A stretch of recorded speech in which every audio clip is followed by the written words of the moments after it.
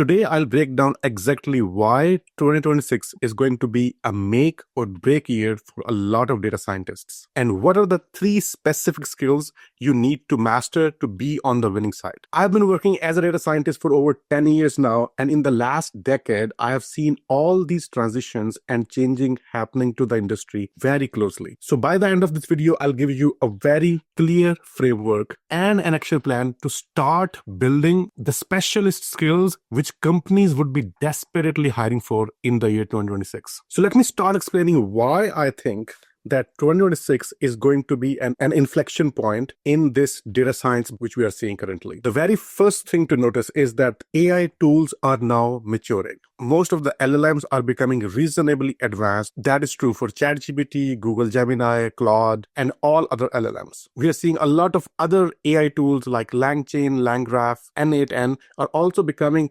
relatively stable and relatively mature now. And stability means that now we are not seeing some very dramatic shift happening in these tools anymore on a very frequent basis. The second thing to notice is that businesses have been spending a lot of money into AI in the last 3 to 5 years, and now they want some kind of return on investment on all the money they have been spending in this field of AI. According to a recent MIT study, about 95% of GenAI projects failed because they did not result in any business outcome. So if I were to plot it for you, and this is a very typical technology adoption curve. On the x-axis, we have time, and then on the y-axis, we have adoption.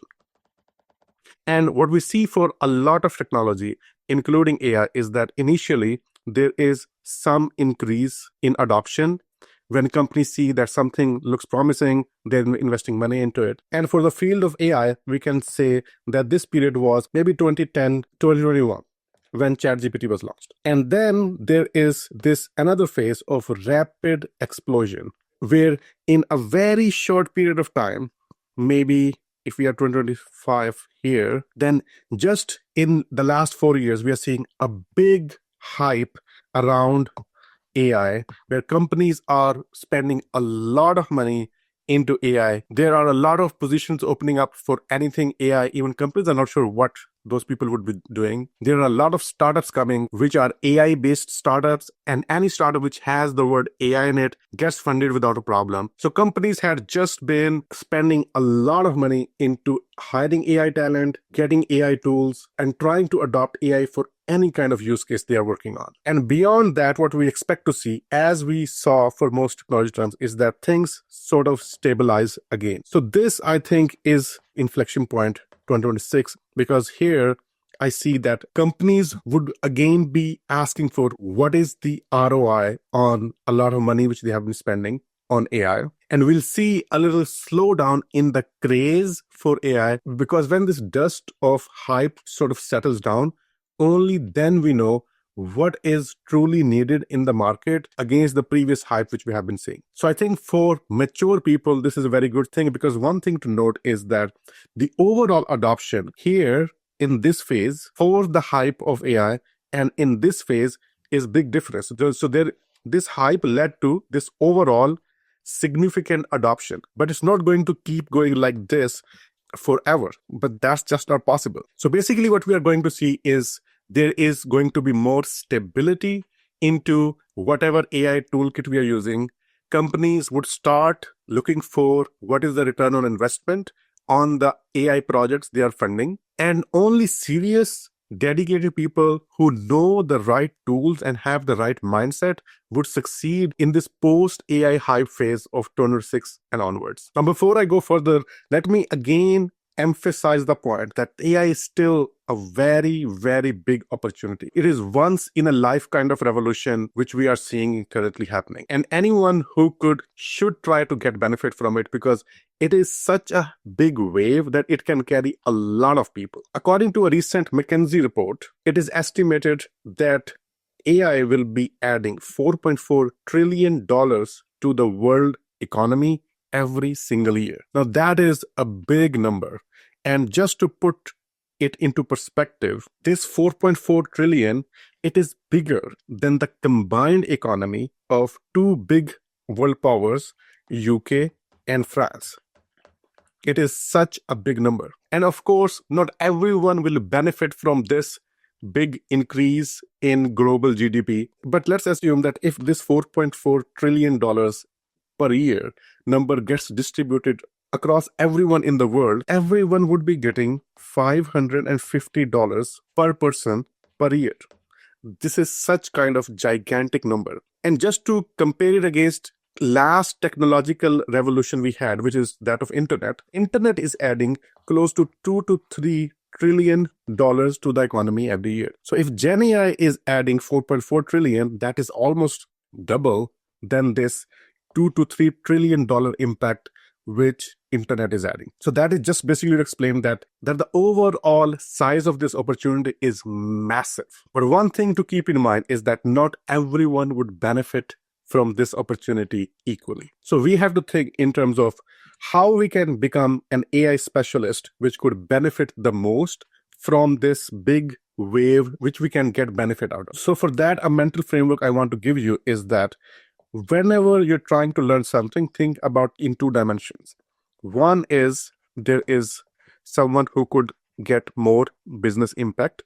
And then on the other axis, there is someone who has a lot of technical depth. So on y-axis, we see more technical depth. And on x-axis, we see more business impact. Now, the place where you do not want to be is this, where you have a little bit of technical depth and you are not able to bring in more tech business impact. And the place which you should try to belong to is this, where you try to increase your technical expertise and your technical depth, as well as you focus religiously on increasing the business impact. Because this is the new role of AI strategist will belong. They will know technology, but more importantly, they will obsess about providing business impact. And these are the people who would survive in this post-hype phase when things sort of stabilize. These are the people who would get big salaries in this post-AI hype era of 2026 and onwards. And whenever you're thinking of optimizing your impact on business or how you can be more effective in learning, 80-20 rule of Pareto principle is your friend, because always there are 20% of inputs which derive to 80% of the impact. It applies to your learning. Whatever you're trying to learn, there are 20% of the things which can be beneficial in 80% of the scenarios. And when you are trying to impact business, always there are 20% of the actions which lead to 80% of the business outcomes. So use this 80-20 rule of Pareto principle whenever you're trying to think on how you can either learn something more effectively or what kind of things you can do to have the most amount of business impact. Okay, so now coming to the main promise of the video. What are the 3 things which I think are going to be specialist stack in 2026 and onwards? What are the 3 things I think are going to further expand and are going to be very, very valuable? So the very first thing, of course, is generative AI and LLMs. This previous hype which we saw around this, it happened because of Gen AI. And Gen AI is going to impact a lot of future business use cases. So this is definitely a skill you should try to learn. And just to be a little more specific, you not only have to be good at prompting, that is too basic, you also should have some knowledge around fine-tuning the LLMs. You should also have good amount of knowledge. How do you build RAG pipelines? You should have a good understanding and knowledge and some experience working with agentic frameworks. And once you have built some sort of portfolio around using these things, then I can say that you have the prerequisites needed for generative AI. The next thing which I think is going to be big is that of causal inference. It has been a subset of data science already. It is also a relatively mature science, but not something which has been as much under the spotlight as generative AI and LLM. But when it comes to having good, solid business impact, I think this is a very good thing to learn. For those of you who are trying to just land your first job, maybe don't spend a lot of time on this, because in most interview settings, this will not be asked for. But once you are in the job, and you are trying to think from the lens of how I can provide maximum business impact, causal inference is definitely a very good thing to look into. Because causal inference, it helps us understand why something happened. And once we understand why something happened, then we can say, okay, what can we do about it to improve the situation? And if you want a book recommendation, I highly recommend this book from Judah Pearl. He's considered an authority in the space of causal inference. It's sort of a dense book, but relatively easier to read. And if you look at the title of the book of why,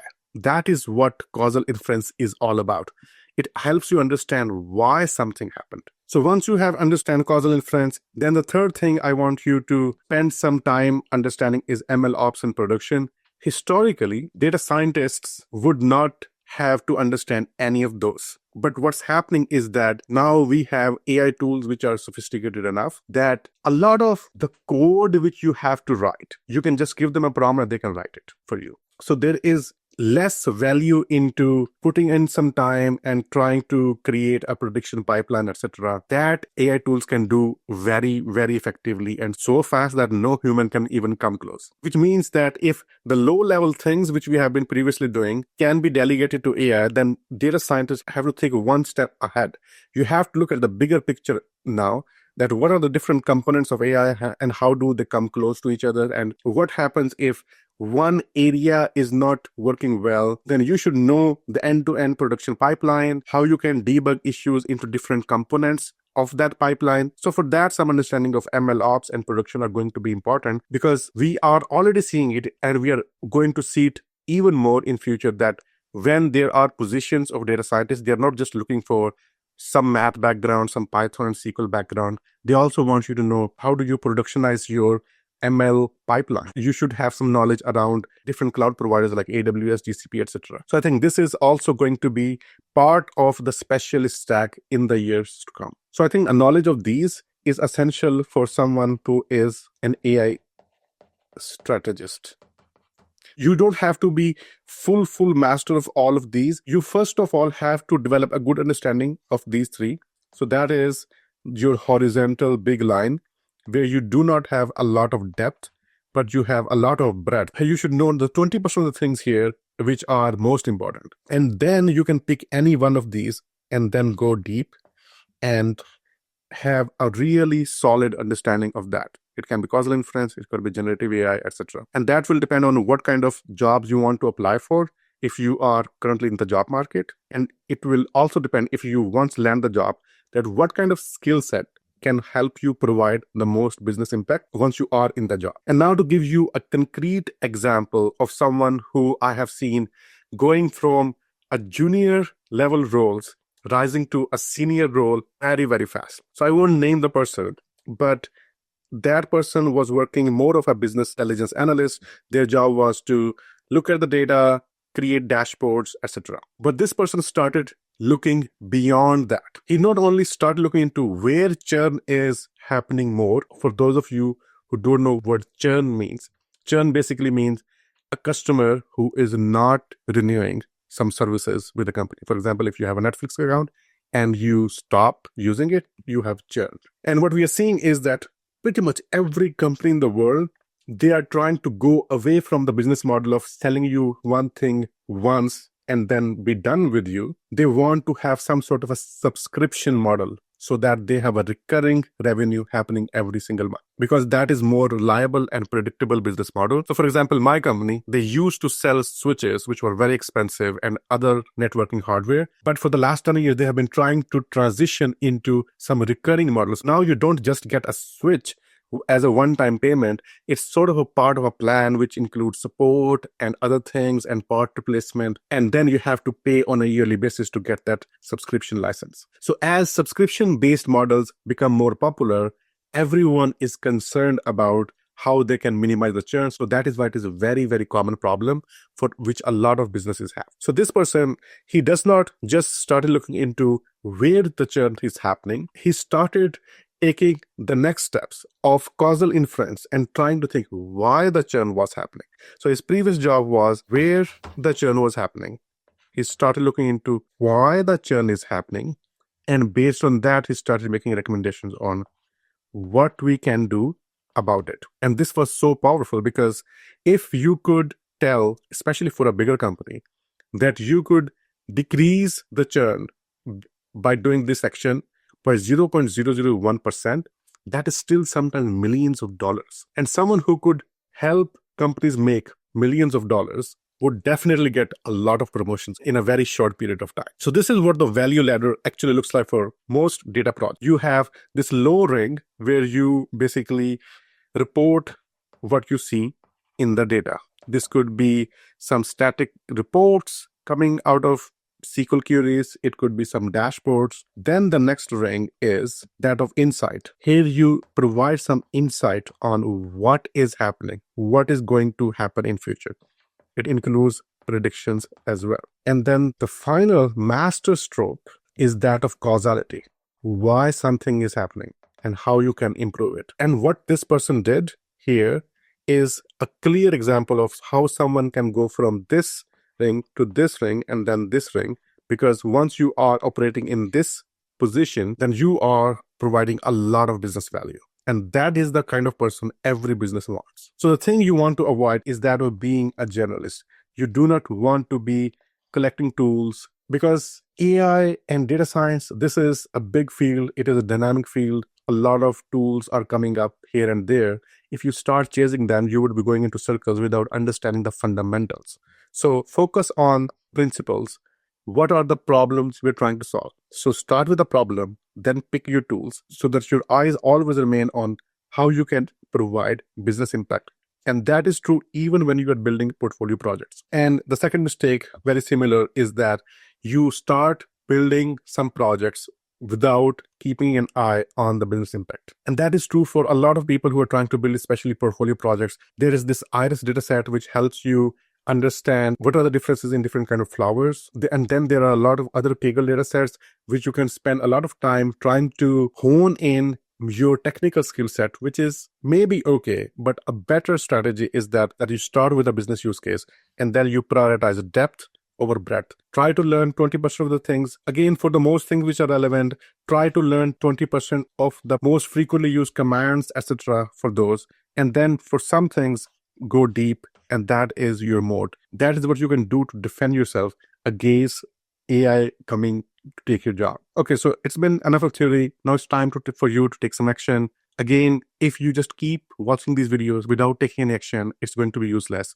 So I always encourage people to take some action. One action you can take is that if all I've said sounds overwhelming, which most likely it would, then take a free assessment test, which I have in the description below. It'll take you 3 minutes. And what this test is designed to do is tell you what is the one thing you have to focus on to make a career as a data scientist. So it will tell you the main bottleneck you currently have, so that instead of focusing on a lot of things and watching a lot of tutorials, you can figure out what is the one thing you have to focus on right now. So it will take you 3 minutes. It is absolutely free of cost. The link is in the description. And the second thing you can do is, this is your 30-day action plan. Pick one specialist skill from the 3 skills which I previously mentioned. You can pick generative AI, causal inference, MLOps, and production.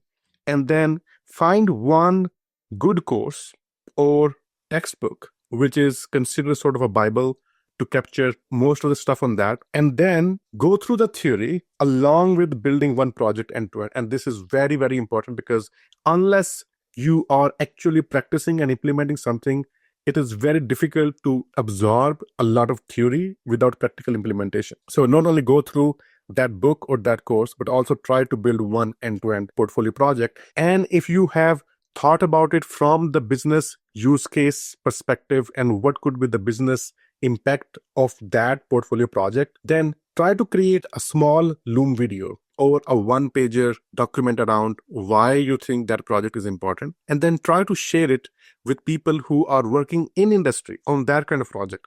And don't approach them, hey, I built this project, can I get a job? Approach them from the perspective of, this is what I'm trying to learn, this is what I've built.